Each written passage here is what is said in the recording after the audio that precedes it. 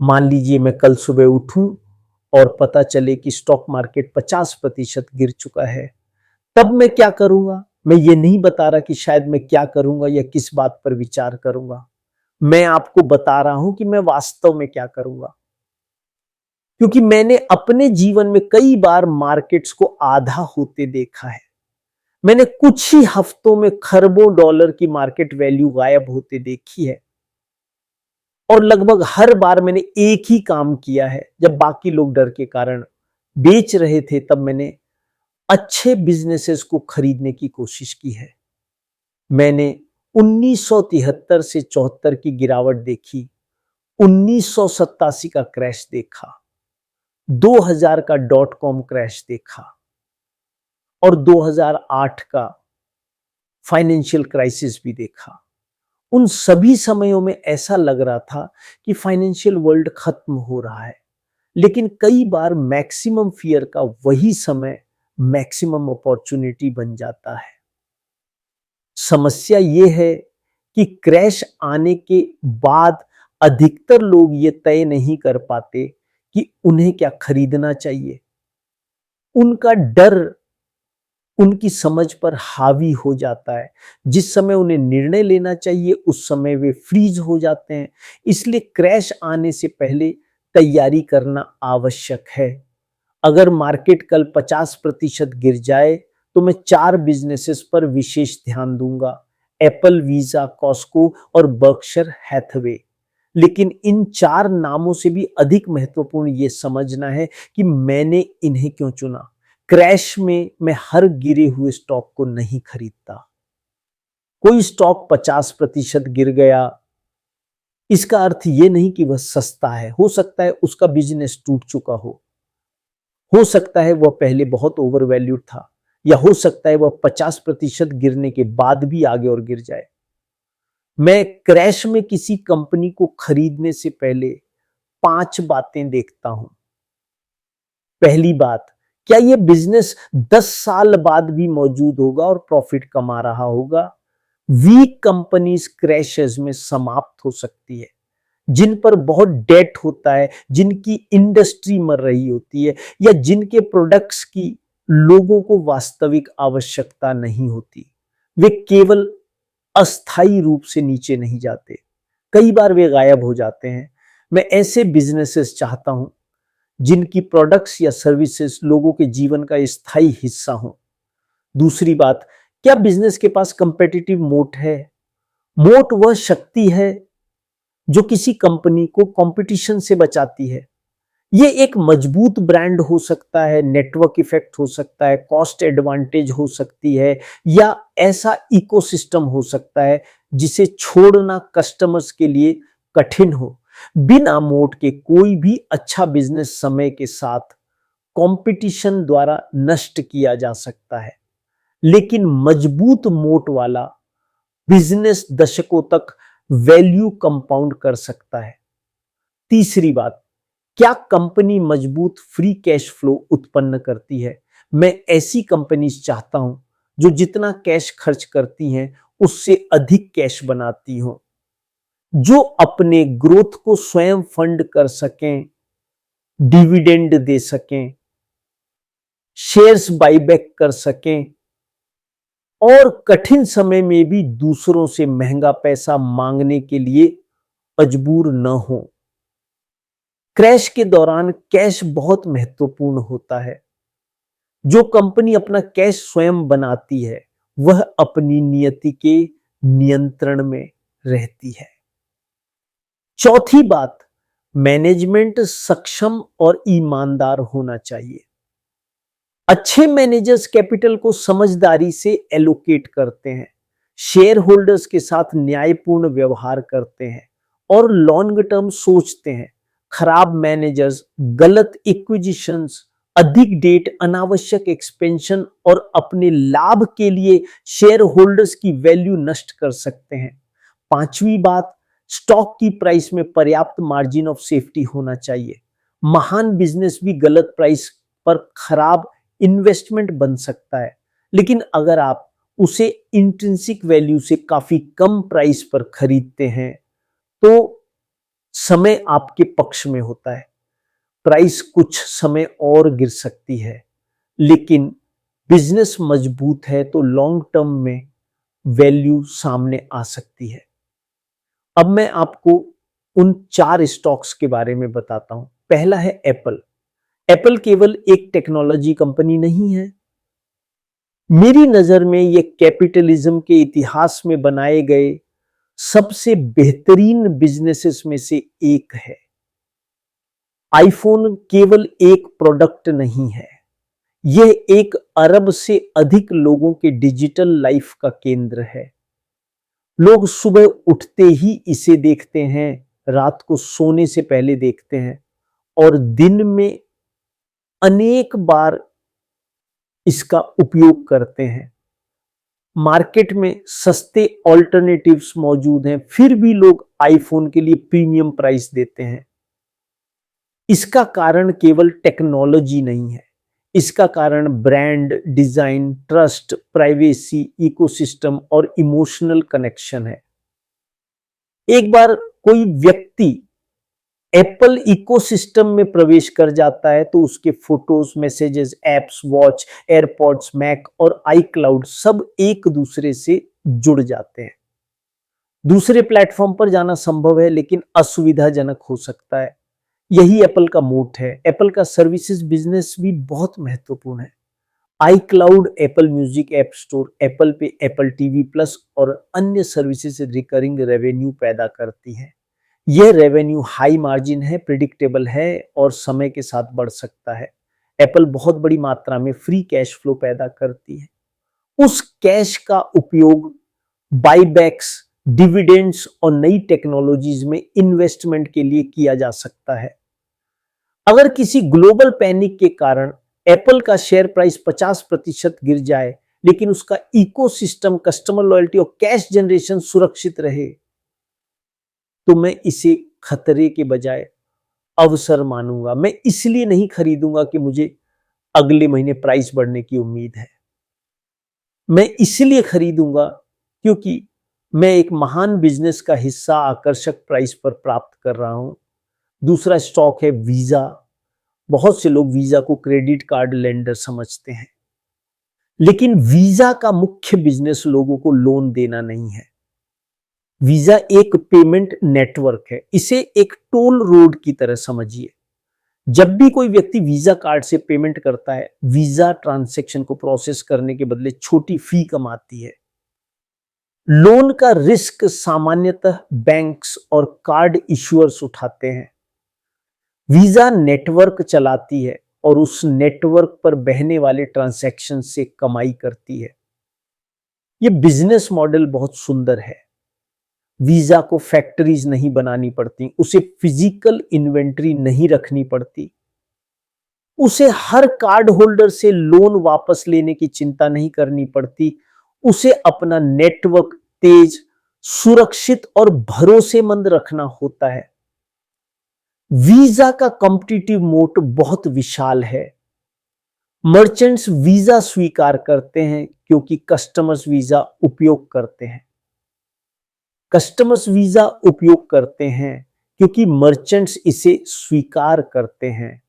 नए कॉम्पिटिटर्स के लिए इस साइकिल को तोड़ना बहुत कठिन है।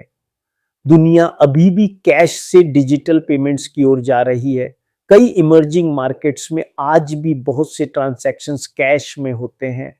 जैसे जैसे अधिक लोग बैंकिंग सिस्टम से जुड़ेंगे और अधिक मर्चेंट्स इलेक्ट्रॉनिक पेमेंट स्वीकार करेंगे, वीजा का ट्रांजैक्शन वॉल्यूम बढ़ सकता है। एप्पल पे और पेपाल जैसी नई टेक्नोलॉजीज भी कई बार वीजा या मास्टर कार्ड नेटवर्क के ऊपर ही चलती हैं। इसलिए नई पेमेंट टेक्नोलॉजी हमेशा वीजा को रिप्लेस नहीं करती। कई बार वह वीजा के नेटवर्क पर और अधिक ट्रांजैक्शंस लाती है। अगर मार्केट क्रैश में वीजा 50% गिर जाए लेकिन उसका नेटवर्क, स्केल और ट्रांजैक्शन ग्रोथ सुरक्षित रहे तो यह मेरे लिए असाधारण अवसर होगा। तीसरा स्टॉक है कॉस्टको। पहली नजर में कॉस्टको केवल एक रिटेलर दिखाई देती है, लेकिन वास्तव में कॉस्टको एक मेंबरशिप बिजनेस है जो वेयरहाउस स्टोर के रूप में काम करती है। सामान्य रिटेलर्स प्रोडक्ट्स पर अधिक मार्कअप लगाकर प्रॉफिट कमाते हैं। कॉस्टको का मॉडल अलग है। वह प्रोडक्ट्स पर बहुत कम मार्कअप रखती है और कस्टमर्स को इतनी स्पष्ट वैल्यू देती है कि वे एनुअल मेंबरशिप फी देने को तैयार रहते हैं। कॉस्टको की शक्ति उसके मेंबरशिप मॉडल में है। लाखों हाउसहोल्ड्स हर साल मेंबरशिप के लिए भुगतान करते हैं और बहुत बड़ा प्रतिशत मेंबर्स अपनी मेंबरशिप रिन्यू करता है। यह रिकरिंग रेवेन्यू जैसा है। कॉस्टको कम प्राइसेस देती है, इसलिए कस्टमर्स मेंबरशिप लेते हैं। मेंबरशिप रेवेन्यू के कारण कॉस्टको कम मार्जिन्स पर प्रोडक्ट्स बेच सकती है। कम प्राइसेस के कारण कस्टमर्स फिर से मेंबरशिप रिन्यू करते हैं। यह एक सेल्फ रीइंफोर्सिंग साइकिल है। कॉस्टको ने अपने मेंबर्स का ट्रस्ट बनाया है। उसका उद्देश्य हर प्रोडक्ट पर अधिकतम प्रॉफिट कमाना नहीं, बल्कि लगातार वैल्यू देना है। उसका प्रसिद्ध हॉट डॉग और सोडा कोम्बो वर्षों से $1.50 पर बना हुआ है। रोटिसरी चिकन भी कस्टमर्स को आकर्षित करता है। ये केवल फूड आइटम्स नहीं है, ये कस्टमर लॉयल्टी बनाने वाले स्ट्रेटेजिक टूल्स हैं। कॉस्टको के कस्टमर्स सामान्यतः लॉयल होते हैं। वे केवल कम प्राइस के कारण नहीं आते, वे एक्सपीरियंस ट्रस्ट और वैल्यू के कारण आते हैं। कंपनी अपने एम्प्लॉइज को भी सामान्य रिटेल इंडस्ट्री की तुलना में बेहतर वेजेस और बेनिफिट्स देने के लिए जानी जाती है। इससे टर्नओवर कम हो सकता है और कस्टमर सर्विस बेहतर हो सकती है। अगर कॉस्टको का शेयर प्राइस 50% गिर जाए तो लोग ग्रोसरीज और हाउसहोल्ड प्रोडक्ट्स खरीदना बंद नहीं करेंगे। उसकी मेंबरशिप अचानक समाप्त नहीं हो जाएगी। अगर बिजनेस मजबूत बना रहता है तो लोअर प्राइस मेरे लिए अवसर होगी। चौथा स्टॉक है बर्कशायर हैथवे। हाँ, मेरी अपनी कंपनी, लेकिन मैं बर्कशायर को केवल इसलिए नहीं चुनूंगा कि यह मेरी कंपनी है। मैं इसे इसलिए चुनूंगा क्योंकि बर्कशायर एक साधारण स्टॉक नहीं है। यह अनेक ऑपरेटिंग बिजनेसेस, पब्लिक स्टॉक्स और बहुत बड़ी कैश पोजीशन का संयोजन है। जब आप बर्कशायर खरीदते हैं तो आप insurance, rail road, energy, manufacturing, retail और कंज्यूमर बिजनेसेस का हिस्सा खरीदते हैं। आप GEICO, BNSF railway, Berkshire Hathaway energy, See's candies, Dairy Queen, Duracell और अन्य अनेक कंपनीज में अप्रत्यक्ष ओनरशिप लेते हैं। इसके साथ ही बर्कशायर के पोर्टफोलियो में Apple, Coca Cola, American express और अन्य पब्लिक कंपनीज की होल्डिंग्स भी होती है। क्रैश के समय डाइवर्सिफिकेशन बहुत महत्वपूर्ण होती है। एक बिजनेस कमजोर हो सकता है, दूसरा मजबूत रह सकता है। कई इंडस्ट्रीज में फैले ऑपरेशंस बर्कशायर को स्टेबिलिटी देते हैं, लेकिन क्रैश में बर्कशायर का सबसे बड़ा एडवांटेज उसका कैश है। जब मार्केट्स पैनिक में होती है, क्रेडिट उपलब्ध नहीं होता और कंपनीज को कैपिटल की आवश्यकता होती है, तब Berkshire buyer of last resort बन सकती है। हमने 2008 में ऐसा किया था। हमने गोल्डमैन सैक्स और जनरल इलेक्ट्रिक में ऐसी शर्तों पर इन्वेस्टमेंट्स किए जो बर्कशायर के लिए बहुत लाभदायक साबित हुए। जब बाकी कंपनीज कैश के लिए एसेट्स बेच रही होती हैं, बर्कशायर अपने कैश से एसेट्स खरीद सकती है। यही ऑप्शनलिटी बहुत मूल्यवान है। बर्कशायर की बैलेंस शीट मजबूत है और कंपनी हमेशा लिक्विडिटी को बहुत महत्व देती है। हमारा उद्देश्य ऐसी स्थिति से बचना है जहां हमें मार्केट की खराब परिस्थितियों में मजबूरी से एसेट्स बेचने पड़े। अगर बर्कशायर का शेयर प्राइस 50% गिर जाए और मार्केट प्राइस उसके कैश, इन्वेस्टमेंट्स और ऑपरेटिंग बिजनेसेस की संयुक्त वैल्यू से बहुत नीचे पहुंच जाए, तो मैं इसे खरीदारी का अवसर मानूंगा। अब इन चारों कंपनीज को एक साथ देखिए। एप्पल के पास ब्रांड और इकोसिस्टम है, वीजा के पास नेटवर्क इफेक्ट है, कॉस्टको के पास मेंबरशिप मॉडल और कस्टमर ट्रस्ट है, बर्कशायर के पास डाइवर्सिफिकेशन, कैश और कैपिटल एलोकेशन की स्ट्रेंथ है। इन चारों में durability, competitive advantage, cash generation और मजबूत मैनेजमेंट जैसी विशेषताएं हैं। लेकिन मैं एक बात स्पष्ट करना चाहता हूं, आपको क्रैश आने का इंतजार करते हुए आज इन्वेस्टमेंट करना बंद नहीं करना चाहिए। मार्केट टाइमिंग लगभग असंभव है। कोई नहीं जानता कि अगली क्रैश कब आएगी। अगर आप केवल 50% गिरावट का इंतजार करते रहे तो आप वर्षों तक कैश पर बैठे रह सकते हैं और बीच की ग्रोथ खो सकते हैं। सही तरीका यह है कि क्वालिटी बिजनेसेस में रीजनेबल प्राइसेस पर नियमित इन्वेस्टमेंट करते रहें और जब क्रैश आए तब अधिक एग्रेसिव बनने के लिए तैयार रहें।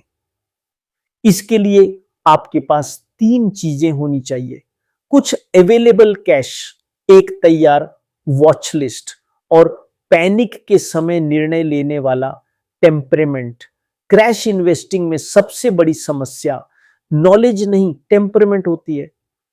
जब मार्केट 50% गिरती है तो हर न्यूज नकारात्मक होती है।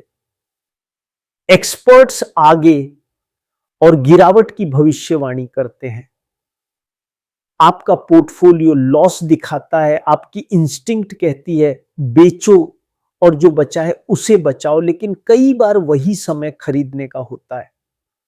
मैक्सिमम पेसिमिज्म अक्सर मैक्सिमम अपॉर्चुनिटी बन सकता है। इसलिए नहीं कि आप भविष्य जानते हैं, बल्कि इसीलिए कि आपने पहले से होमवर्क किया है। आप जानते हैं कि किस बिजनेस के मालिक बनना चाहते हैं। आप समझते हैं कि स्टॉक प्राइस और बिजनेस वैल्यू हमेशा एक ही चीज नहीं होती। क्रैश में एग्जैक्ट बॉटम पकड़ने की कोशिश मत कीजिए। मैंने अपने पूरे करियर में किसी क्रैश का एग्जैक्ट बॉटम नहीं पकड़ा। मैंने कई बार खरीदा और उसके बाद प्राइसेस और नीचे गई। शॉर्ट टर्म में मैं जल्दी खरीदता दिखाई दिया, लेकिन लॉन्ग टर्म में वे इन्वेस्टमेंट्स अच्छी साबित हुई। अगर आपने एक महान बिजनेस को आकर्षक प्राइस पर खरीदा है तो प्राइस कुछ समय और नीचे चली जाए, इससे बहुत फर्क नहीं पड़ता। महत्वपूर्ण यह है कि बिजनेस 5, 10 या 20 साल बाद कहां होगा। क्रैश में पूरा पैसा एक ही दिन मत लगाइए, धीरे धीरे इन्वेस्ट कीजिए। अगर प्राइसेस और गिरे और बिजनेस थीसिस सुरक्षित रहे तो और खरीद सकते हैं। वो पैसा कभी इन्वेस्ट मत कीजिए जिसकी आपको अगले 5 वर्षों में आवश्यकता हो सकती है। इमरजेंसी फंड, रेंट, फूड या फैमिली नीड्स का पैसा मार्केट में नहीं लगाना चाहिए। उधार लेकर इन्वेस्ट मत कीजिए। लेवरेज क्रैश में आपको बर्बाद कर सकती है। अगर प्राइसेस और गिरें तो मार्जिन कॉल्स आपको सबसे खराब समय पर बेचने के लिए मजबूर कर सकती हैं। अपना पूरा पैसा एक ही स्टॉक में मत लगाइए। महान बिजनेसेस भी अनएक्सपेक्टेड प्रॉब्लम्स का सामना कर सकते हैं। उचित डाइवर्सिफिकेशन आवश्यक है और केवल प्राइस गिरने के कारण किसी अच्छे बिजनेस को मत बेचिए। अगर बिजनेस की लॉन्ग टर्म स्ट्रेंथ सुरक्षित है तो लोअर प्राइस कई बार सेल करने का नहीं, बाई करने का कारण बन सकती है। अंत में मैं यही कहना चाहता हूं कि एप्पल, वीजा, कॉस्टको और बर्कशायर हैथवे केवल 4 स्टॉक पिक्स नहीं है। ये 4 उदाहरण हैं कि एक महान बिजनेस में क्या देखना चाहिए: durability, competitive mode, strong free cash flow, trustworthy management और मार्जिन ऑफ सेफ्टी। आपको मेरी नकल करने की आवश्यकता नहीं है। आपकी पसंद अलग हो सकती है। लक्ष्य किसी दूसरे इन्वेस्टर के स्टॉक पिक्स कॉपी करना नहीं है। लक्ष्य है बिजनेसेस को समझने की, अपनी क्षमता विकसित करना। जब आप एक बिजनेस को गहराई से समझते हैं तब टेम्पररी प्राइस डिक्लाइन आपको डराती नहीं, वह आपको अवसर दिखाई देती है। मैंने 7 दशकों से अधिक समय में पैसा मार्केट टाइमिंग से नहीं बनाया। मैंने महान बिजनेसेस को लंबे समय तक होल्ड करके बनाया है। मैंने कंपाउंड इंटरेस्ट को समय दिया है और मैंने उन समयों में खरीदारी की है जब बाकी लोग डर के कारण बेच रहे थे। क्रैशेस आएंगी, वे मार्केट्स का हिस्सा हैं।